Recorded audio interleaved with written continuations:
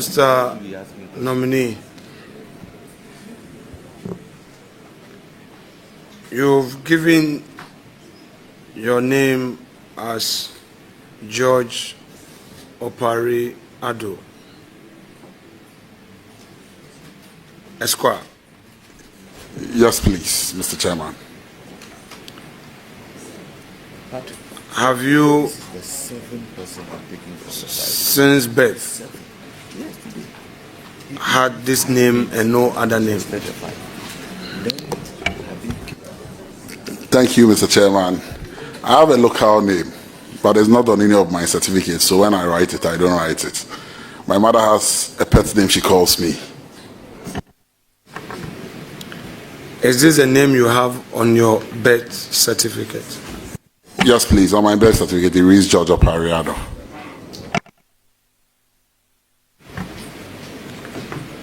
Please, you've given your residential address as Maple Avenue,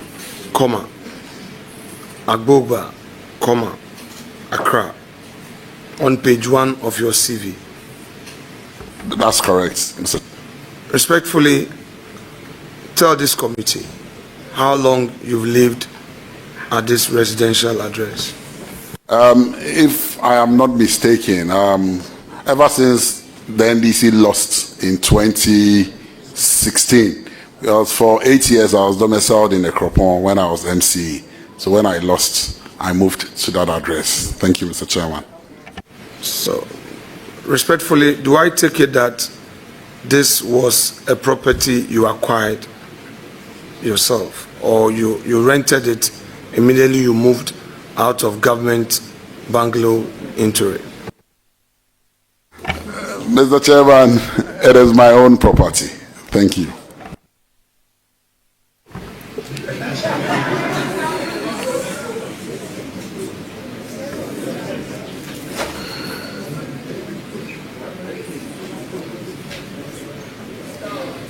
Honorable Nominee, are you able to tell us whether you have title to this your property? Thank you, Mr. Chairman. Not at the moment. I'm still working on the title because the area was demarcated, and I'm sure there was a ruling not too long ago on lands in those areas, and so we are still in the issues of resolving the issues of title. Thank you. Are you aware of the laws of Ghana on property tax? Yes, Mr. Chairman, I'm aware of that. Have you paid any tax to the state since? Wait, I'm not done. Have you paid any tax to the state since you bought this property? Mr. Chairman, I did not buy the property, and every year I pay my property rate. The district assembly sends a rate to me and then I pay. Thank you, Mr. Chairman.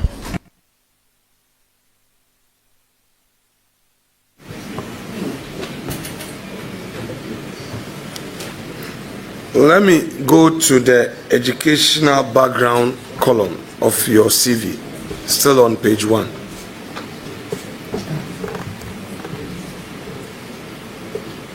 I know for a fact that non-LLB holders who desire to pursue the law program at the Ghana School of Law for some time back had to study for a qualifying certificate in law. On your CV, you state that you are a holder of LLB from GIMPA, and at the same time, you state that you pursued qualifying certificate of law from Ghana School of Law. If it pleases you, would you want Mr. Chairman's leave to amend this record? Certainly, Mr. Chairman. It's a mistake, and I'm sure it was an oversight. So I'll need Mr. Chairman's to amend his leave to amend the CV. Thank you.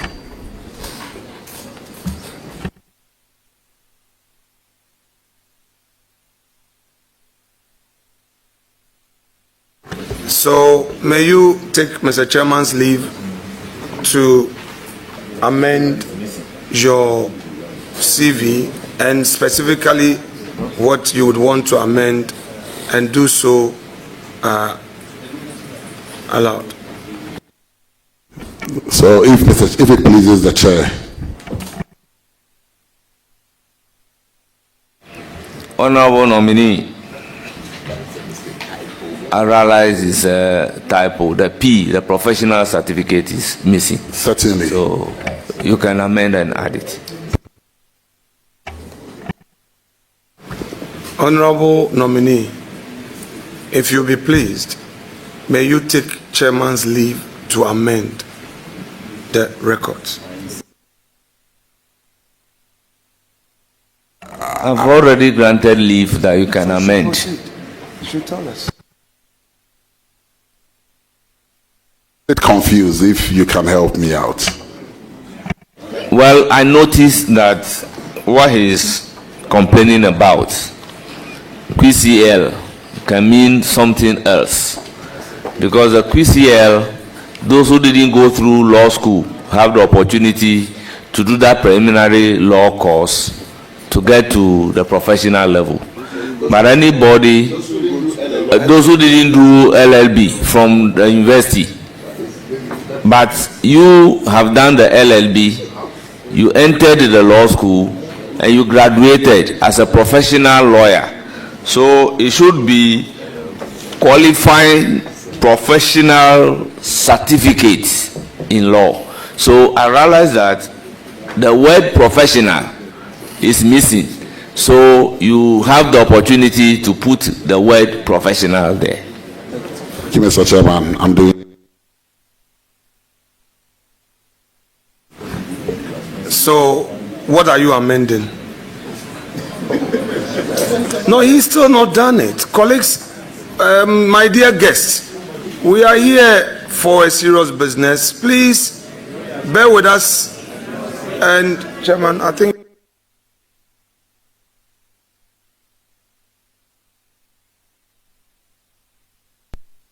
Mr. Chairman, I have amended the professional certificate of law. Thank you. Thank you very much. I'll give the floor to Roxanne. Chairman, thank you very much. Chairman, I'm surprised about Ranking's approach.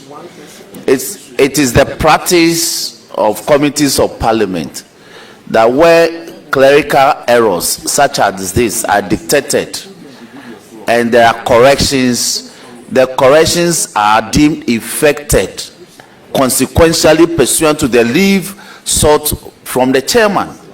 So it is not the case that the nominee must take pen, make the corrections around the table.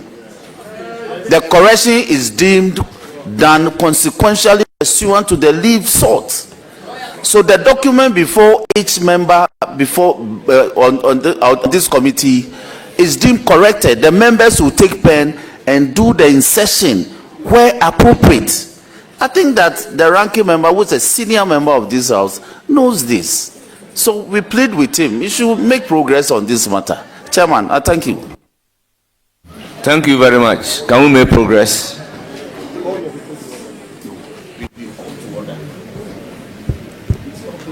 No, that's a government job. Honorable Chairman, thank you. Honorable nominee, page 4 of your CV, you have the hobbies. Reading. playing football, surfing the internet. Let's go to the second one, playing football.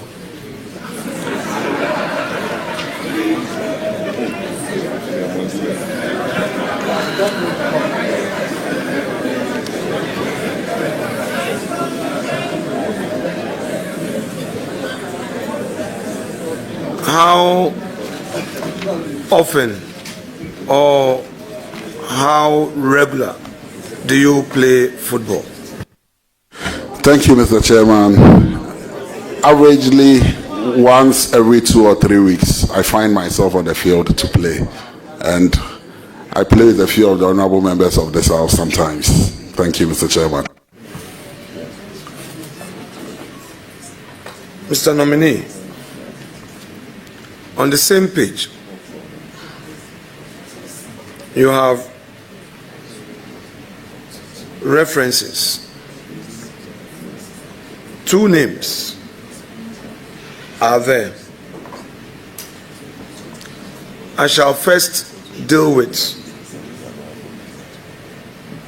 the name Samuel Ofosu Ampofo. I am aware that he earned a PhD from Gimpa. Would you be fair to him to amend your records, which record currently stands at Mr. to Samuel Ofosu Ampofo, PhD? Would you? With the leave of Mr. Chairman. With the leave of Mr. Chairman, I will make those amendments. Thank you. All members, amendment accordingly carried out. Now, to take somebody as your referee, to me means a lot. Share with us how Dr. Ofosu Ampofo has inspired your career. Thank you, Mr. Chair. If you indulge me, Honorable Samuel Ampofo was instrumental in me coming into mainstream politics. In 2008, he was one of those who identified me and pushed me to become a parliamentary candidate for the NDC in Dakri constituency. In 2009, when His Excellency President John Ivan Satamios of blessed memory nominated me to become District Chief Executive then, he was my regional minister. And then within that same period, he became the local government minister. When I became national youth organizer in my first term in 2018, he was my national chairman. And so I have had him in all my space through my political life. And that is how come, for my political experiences, I have learned and garnered a lot from Dr. Samuel Ofosu Ampofo. Thank you. Who is Richard Addo? Thank you. Mr. Chairman, Richard Addo is my big brother and a business mogul in this country. I worked under him in the private sector when I was working within the private space.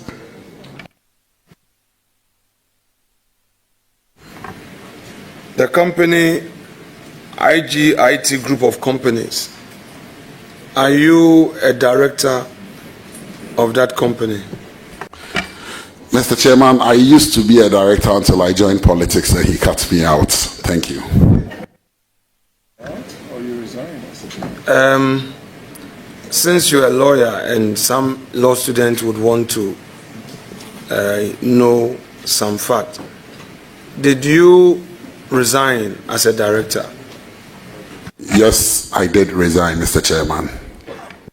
Do you have some shares in the company? Yes, Mr. Chairman, I have shares in some of my family's businesses. Honorable nominee, I am only... They are asking the question with specific reference to a company. So your answer should relate to that specific company. Mr. Chairman, the name of the company is IJIT Group of Companies.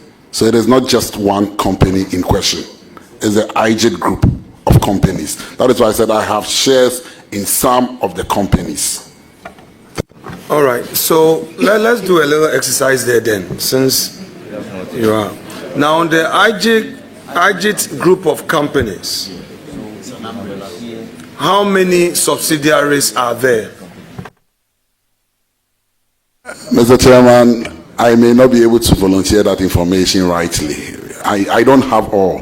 I know there are a few companies in there, but I don't know the numbers because the company keeps growing. And because I'm not active in there, I may not be able to answer all the specific questions. Thank you, Mr. Chairman. The IG's group of companies, is it a holding company? Mr. Chairman, like I said, it is not. It was structured. It was one company initially, and then we had other subsidiaries under it. But I left the company a very long time ago. In 2009, when I became municipal chief executive, I ceased working with the organization. But it sits in the family, so occasionally I find out what is happening. And I know I have shares, because my shares, I know how shares work. I have not relinquished of my shares and I've not taken them back. But I know that he's added on a few other companies. But as to what the structure is, I have not found myself asking those questions. Thank you, Mr. Chairman. Honorable nominee. I don't want us to enter the company law classroom, but your juniors at the bar listening, your seniors and your contemporaries will expect certain answers, because these are very specific matters of law which you and I cannot do anything about it. Is it your case that a group, the name you've provided, IJIT Group of Companies, is not a holding company? Is that your case? Yes, Mr. Chairman, it's not a holding company. I didn't hear that. It is not a holding company, Mr. Chairman.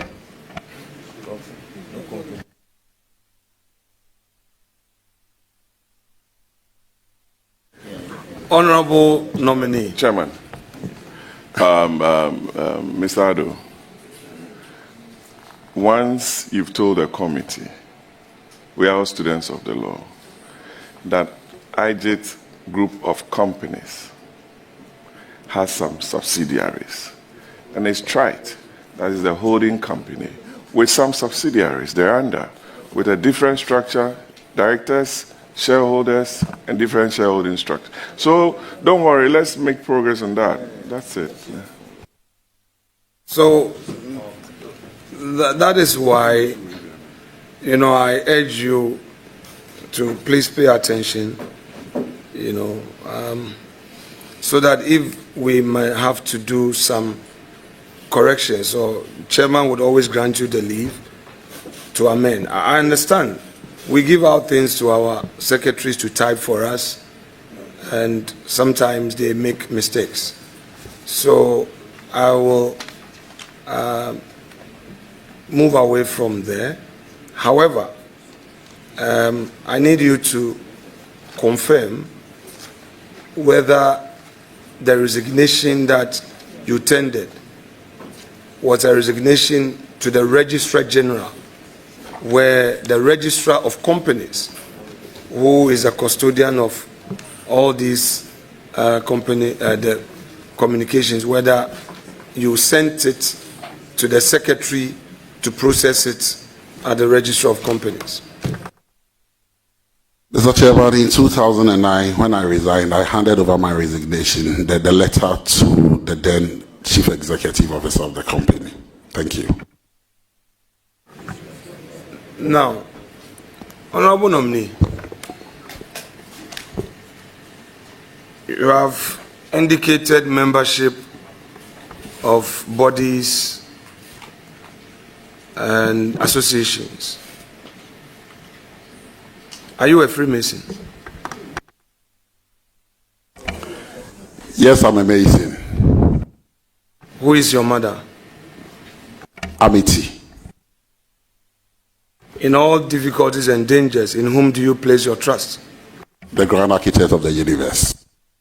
You indicated religion, Christian, into brackets, Presbyterian.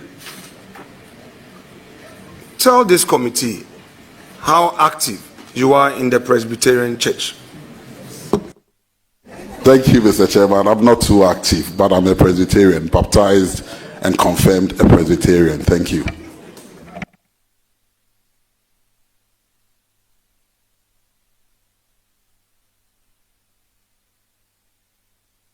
How does you go to church doesn't mean you are active?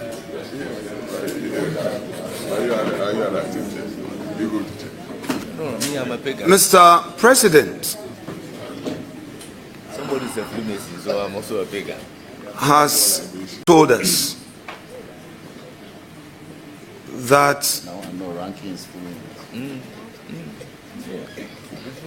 perhaps instead of enacting on the family value system, we should rather introduce the Ghanaian value system in our school curriculum. Do you fully support this view by Mr. President? Mr. Chairman, I'm in full support of what the President has said. Thank you. So just by way of recap, instead of Parliament enacting a law against this LGBT++, you also share in the view that we don't need a law, but rather from our basic schools, our children must be taught and taught actively. Honourable members, may I know where the view that we shouldn't pass the law is coming from? Okay, very well. Chairman, thank you very much. Mr. Chairman, very respectfully, thank you for the question. I didn't want to bore us. Quite recently, when His Excellency had the honor of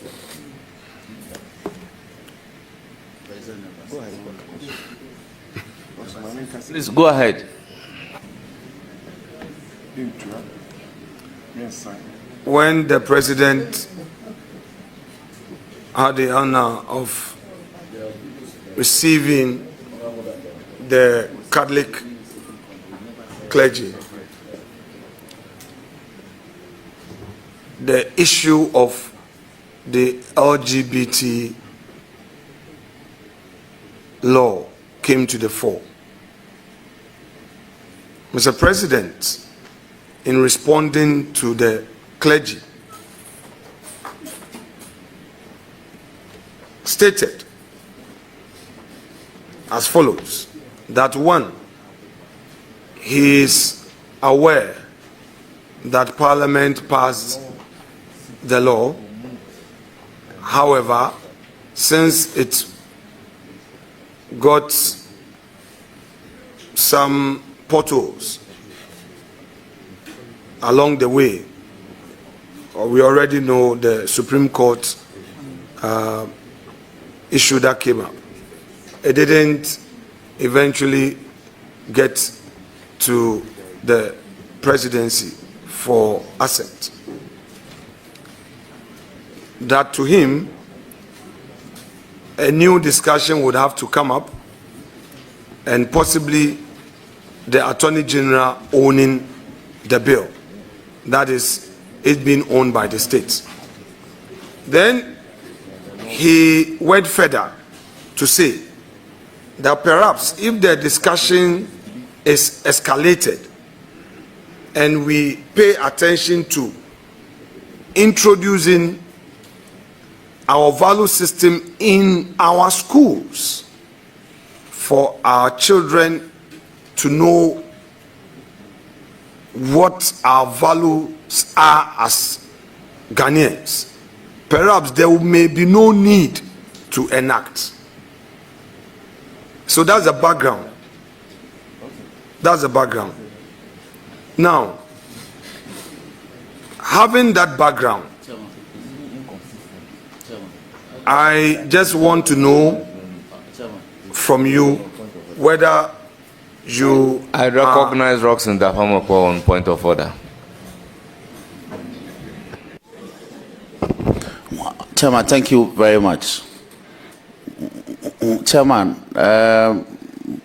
gratuitously, I was one of the people who sponsored that legislation. And I listened to His Excellency John Dramani Mahama carefully when he had that engagement. I think the ranking member and the minority leader is misinterpreting and getting the context wrongly in regurgitating what is supposedly is attributable to the president. I think if he wants to make his point, he can make his point firmly without linking it to what the president supposedly said or not. To that extent, I think that he's misinforming the public. He is suggesting that His Excellency John Dramani Mahama says that there will be no need to pass that legislation, and that cannot be accurate. With all due respect to the ranking member, that cannot be accurate.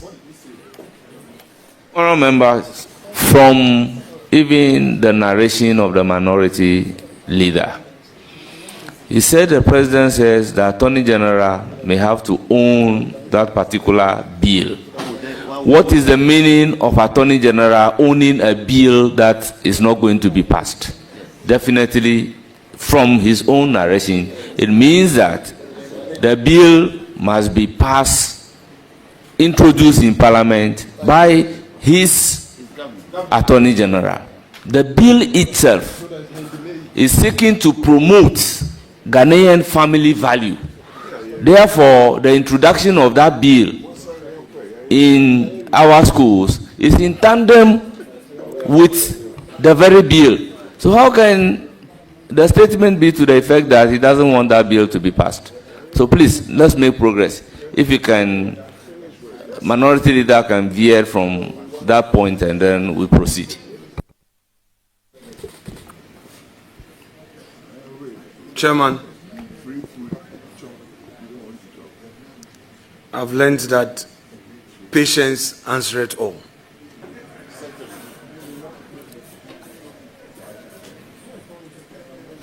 Honorable nominee, there is a school of thought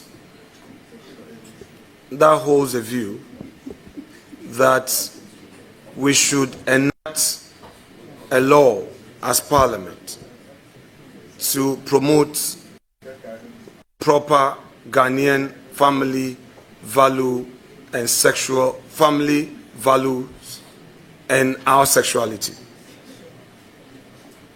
There is also another school of thought that holds a view that instead of an enactment, we should rather introduce our value system in our school curriculum.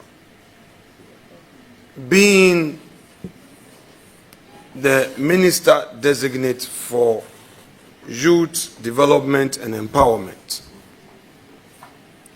well aware of the Gen Z thinking and how society has become fluid on a number of these issues, thereby diluting our value system. What option would you have out of these two schools of thought? Option one, Mr. Chairman, thank you. A law being passed to promote our family values in our schools, and also make sure that things are done rightly. So we cannot use Gen Zs as an excuse.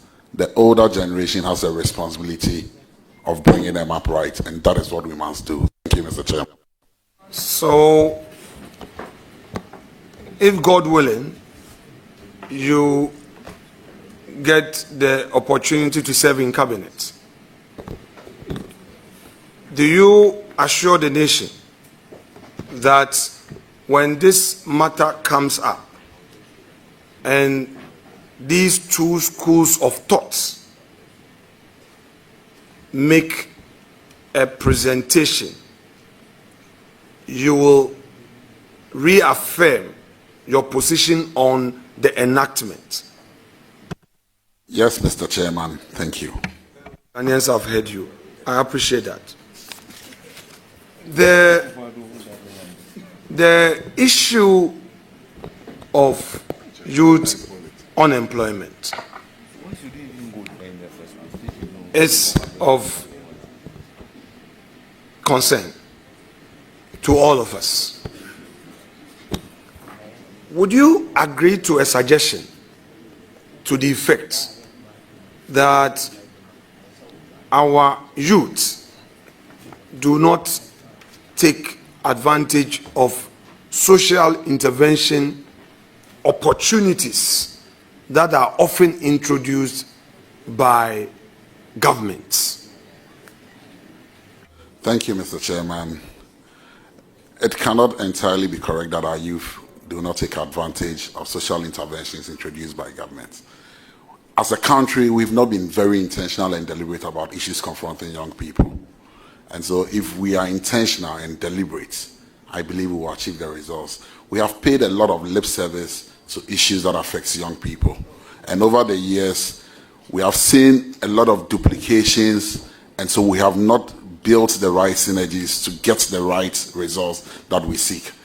If we put issues that affect young people at the center and focus and make the information available to them, I believe we'll be able to fix the issue of unemployment that confronts us. Thank you, Mr. Chairman. Honorable nominee, I would give you a practical background to the question I want to ask you. I claim your attention. I've been 8 years assemblyman in my 4th term as a member of parliament. The youth of Efutu, that's where I know. So I will use that as an example to lay the foundation and see how you react to it. Will come, they want to be empowered. I'm doing business. I need money. I want taxi, work and pay. Buy me a car. I need industrial machine. Buy me, do work and pay. I need Prajia. Buy it for me. I will do work and pay. I need Abuboya, work and pay. I need Albo Moto for fisheries. Fishing. Buy it for me. I will pay. I need canoe. Buy it for me. I will go fishing and I will pay. My experience from Efutu is that a lot of these opportunities end up as giveaways rather than the funds being plowed back for us, I will put it, the second batch or another batch. I've spoken or engaged a lot of my colleagues in parliament. The story is the same all over. First of all, as MC for 8 years, did you have such an experience to the issue so that we can have a national conversation? Thank you, Mr. Chairman. When I was MC, we implemented a Let's Step program. Under Let's Step, I still know some of the people who benefited and are still using the equipment they got under Let's Step in the equipment of municipality. The challenge is not that our youth are not hardworking or they are not aspirational. Honorable, with respect, that is not what I've said. Please, I'm careful with the language. Take it easy. Take it easy. I haven't used the word our youth are not aspirational. I have not used the word our youth are not hardworking. If we want to have a national conversation which will solve your problem and my problem and our problem as a political class, let's do so. And I think around this table, the nation has offered us an opportunity as a political class to confront this matter. If we choose to do partisan politics, well, I will leave the jury out there to judge. And you may not have gotten a golden opportunity. So please, take it easy and deal with the question. Thank you, Mr. Chairman. The approach that some of us have used in resourcing our young people has been wrong. The manner in which we give out some of these items, it becomes giveaways. But if we put them through a program, a regime, and then we mentor them through a certain process, because other organizations are doing it. MasterCard is going through a similar program. Other international organizations are doing similar programs and are elevating poverty and resourcing people and taking them out. So we need to go back to the drawing board. We need to go back to these organizations and find out how they are doing it and why they are getting it right. And then we need to take out the politics. Fortunately for us, because we are politicians, we tend to look at our people first. And so we don't end up giving resources to people who genuinely deserve it. And that is what we must first check. Let's take out the partisan politics, and then let's begin to see the young people of this country as young people, irrespective of which party they belong to. And let's listen to them. Let's put them in some incubators, build them, resource them, and we may get some coming out well. You may not score 100%, but with the right approach, right incentives, you may get a lot of them turning out right and then fixing this problem that confronts all of us. Thank you, Mr. Chairman. Mr. Nominee, I appreciate your answer. That will be a happy one for a good theorist. But you and I know, as National Youth Organizer, your constituency youth organizers are expectant. Your regional youth organizers are expectant. The many youths who during the campaign took pictures with you are going to show you pictures that they were there with you.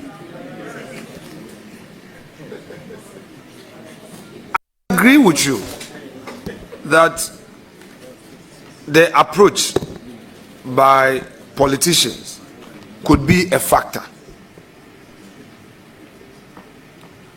But can we really detach from this? And can you assure the nation, including your own party members, that all social intervention opportunities aimed at empowering them,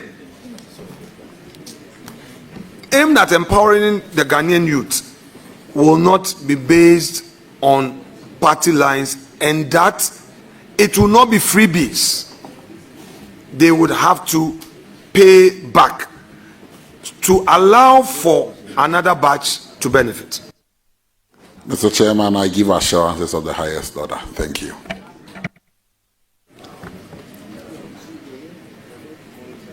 Now,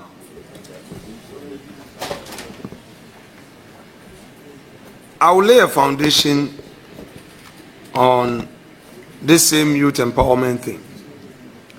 You know, because I've been part of the District Assembly concept for a long time, I know this as a fact.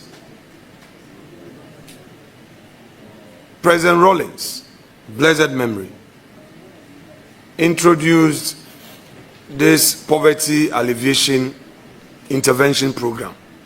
Many people got loans. they didn't pay. It became a cost to the state. Kufuor introduced Maslock. Many people got the funds, they didn't pay. It became a cost to the state. Professor Mills of blessed memory continued the Maslock and even further introduced some empowerment programs to support the youth. People did not pay. It became a cost to the state. President Mahama, in his first term, continued. I remember State of the Nation address, some youth intervention programs. In 2017, when Akufo-Addo came into office, the records at Maslock was to the fact that a lot of people took the funds, did not do what they did. In MPP, 8 years, same thing happened. They didn't pay. You've come in. Once again, share with us, with timelines, when you intend to introduce a system to change the psyche of our youth to the effect that when it comes from a political source, please pay. Because if you don't pay, it becomes a cost to the state, and there will be nothing more left for your brother or your sister who is yet to get it. Thank you, Mr. Chairman.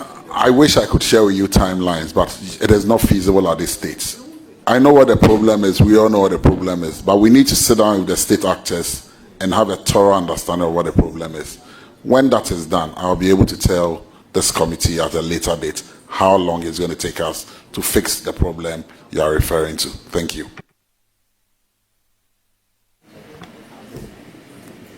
Honorable colleague,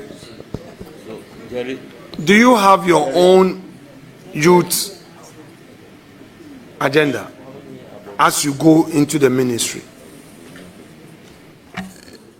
My vision sits with that of His Excellency President John Dramani Mahama. What is that vision? Share with us your vision on youth development and empowerment. It's to build a merit-based society, a society where opportunities avail themselves to every young person, where we will empower them for them to take up the challenges of national development that awaits all of us. Thank you. My worthy brother, I know you would have challenges. It's not easy, but with God on your side, I know it shall be well. It's not easy. I wish you well, and I pray that you are able to implement this great vision of yours. Thank you so much indeed for indulging me. Thank you, Mr. Chairman. Order.